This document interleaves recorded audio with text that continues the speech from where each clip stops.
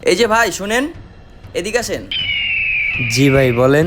ভাই এই বাসার অনার একটা অর্ডার করছিল, একটু কষ্ট করে ওনাকে ডাক দিয়ে দিবেন। ঠিক আছে দাঁড়ান, আমি ওনারকে ডাক দিয়ে দিতেছি। ঠিক আছে ভাই। মালিক, আপনি মনে হয় একটা পার্সেল অর্ডার করছিলেন, পার্সেলটা চলে আসছে। পার্সেল? কিন্তু আমি তো কোনো পার্সেল অর্ডার করি নাই। চলো তো দেখি। জি ভাই বলেন।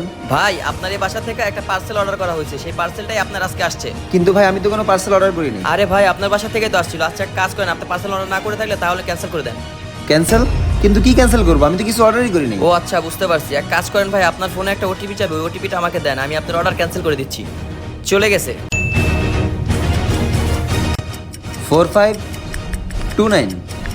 চলে গেছে ভাই। কোনো সমস্যা নাই ভাই, এরকম মিস্টেক হয়েই থাকে। ঠিক আছে ভাই, আসি। হায় আল্লাহ। ভাই ভাই দাঁড়াও, ওই পার্সেলওয়ালা তোমার কাছে আইছিল? হ।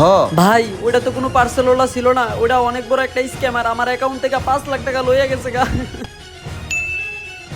ভাই আমার অ্যাকাউন্ট থেকে 50 লাখ টাকা নাই। ভাই এটা আমার বাড়ির কাজ করার টাকা ভাই। আরে মালিক কি হয়েছে আপনার? মালিক কি হয়েছে? দয়া করে কেউ কখনো ওটিপি শেয়ার করবেন না। ভিডিও ভালো লাগলে শেয়ার করে সবাইকে সতর্ক করে দিন।